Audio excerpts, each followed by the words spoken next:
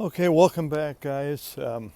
Part three on making pinch bowls. And I'm Philip Cerney. We're in Monterey. Kind of strange sunlight today. There's a lot of fires in California here, and so we have a real yellow sky. Um, so this part three today, we made the two pinch bowls, and we've smoothed them out. But now we want to talk about decorating them. And you can see it's time to get started on that. And the topic this semester is pre-Columbian pottery.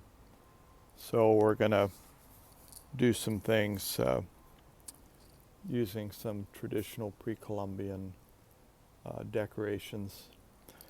But before we do that, I wanted to talk a little bit about color, because we're going to introduce some color besides the color of the clay, the colors that we're going to use for decorating. And you see here we have a color wheel, and one of the basic things that you want to know about the color wheel and color is that there's three primary colors that make up the color wheel. We have blue, red, and yellow are the three primary colors. And so if we take these three colors and we blend them, then Shadow, a cat, has joined us today. So if you take the primary colors and you start to mix them, like if you take yellow and red combined, you can get orange and variations of that. Yellow and blue would make green and variations of green. And then blue and red makes violet, and purple and variations of that. So when talking about color on the pre-Columbian pottery,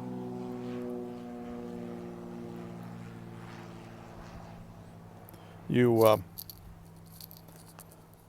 terms that you might hear referencing these are polychrome and monochrome. And basically, polychrome is more than one color, multiple colors. So that's what we're going to be doing today, multiple colors. Monochrome is basically one color. Like if you look at my hair, I don't know if you noticed, it's gray, which is kind of a monochrome color, a variation of black and white. Although my hair hasn't been gray that long, actually. Been only like 20 years or something. My wife keeps trying to color it, but it's not going to happen. Okay, so starting out here, we're going to, what I would like you guys to do is go online, go to Pinterest, Google pre-Columbian pottery, and that's what I did. And I came up with a couple of designs that I liked. This is, I'm going to be creating on the inside of the bowl, of my first bowl. And so this is polychrome. We have red, black, and beige, so three colors. And then on the second bowl, I'm going to be working on another design. These are classic pre-Columbian designs in the Incan, Mayan, and Aztec societies. So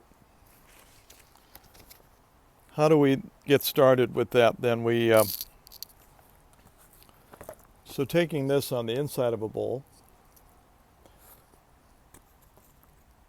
we would start with a blank palette, blank surface, and then we're going to sketch this pattern in the bowl. Start with just a pencil, and then that'll give you areas to brush in the color. This area is known as the field. So in this case, we're going to say this area, we're not going to paint it, but it creates a color because of the contrast once we start painting. So if this brown is, reddish brown is the field, basically this beige area, then we're going to add a darker red and a black. Okay. I would start with a lighter color, the red, and then the second stage would be the black. So always start lighter colors and then you build up in layers. So I've started this. I've already sketched it out. So I counted number of triangles here. That was my starting point. So you have 1, 2, 3, 4, 5, 6, 7, 8, 9, 10, 11 points.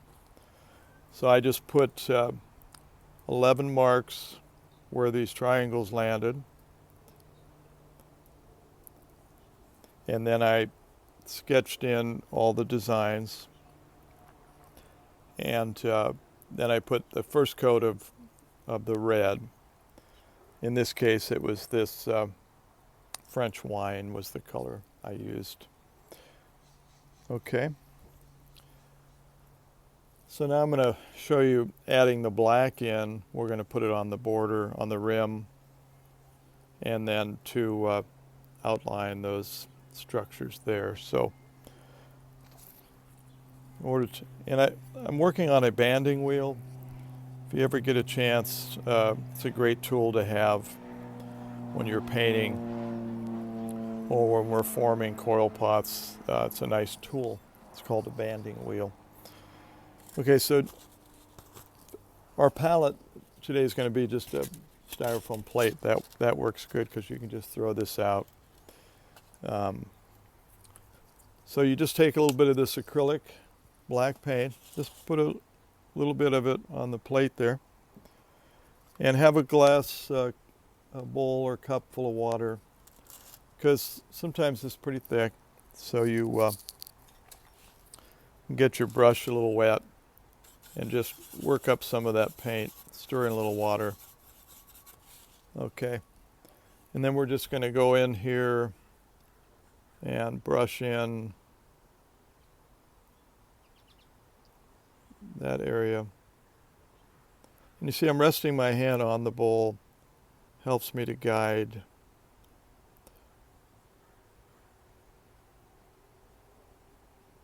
So always have contact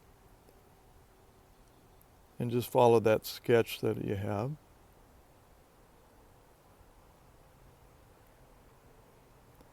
And just go real slow, methodical. Hopefully you're in your happy place.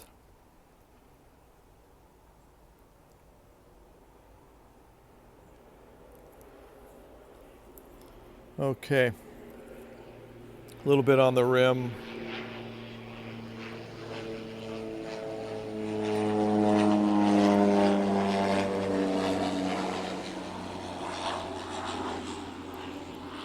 Okay. So just continue on.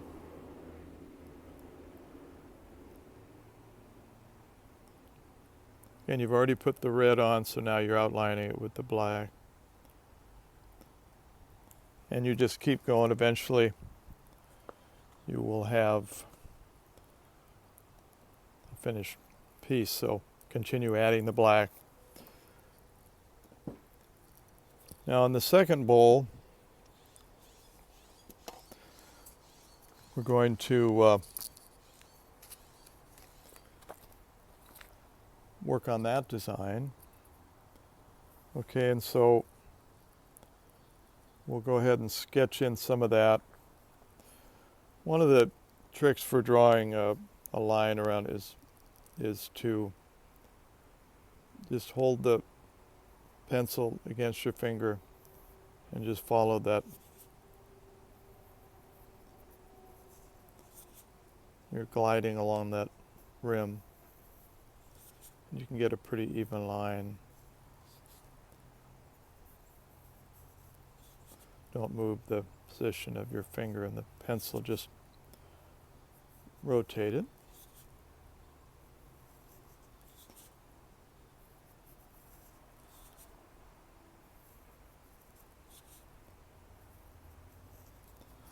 Okay, so that's the first line in this. And then you can create a second line. And we'll start to put some of the design in.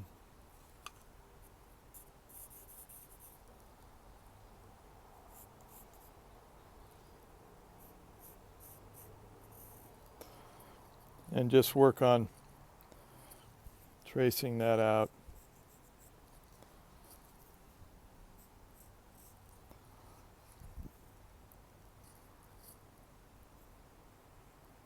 And just follow your photograph and draw your patterns in.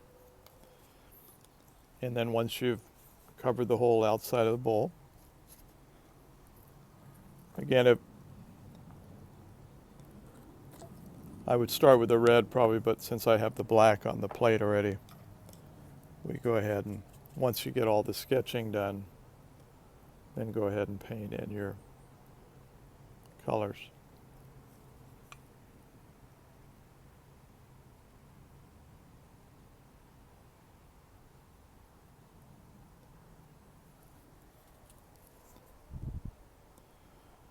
Just nice and slow. Try to get it clean. And you can always go back, put a second coat on if it didn't cover properly for you. And then the last step, once you get your design all laid out on the piece, painted, let it dry for a couple hours, and then take some of your acrylic spray. And this bowl actually has been sprayed with the acrylic. And you want to do it outside. And just you put one light coat over the whole surface. And then let it dry a few minutes and then come back with a second coat. Probably do 3 coats of the sealer. It's acrylic clear sealer. And then that becomes pretty resistant to water, although you still don't want to leave it outdoors. But that'll seal the surface, and you could always wipe it off then if it gets dirty, and so you'll have a nice finished piece. Okay, so that's part 3 of decorating your pinch bowls. And again, find a design you like. Keep it fairly simple to start with, and pick your colors. Remember, this is a polychrome, which is it's got the base field color, which is the clay, and then it has red and black. So really 3 colors involved in this. Okay, so that's decorating the pinch bowls. And once it's dry, go ahead and seal them, and you'll have a nice finished piece then. Okay, looks like we've run out of time today, so thank you all for joining me. And the next project will be coil pots. That should be a lot of fun. Okay, thanks.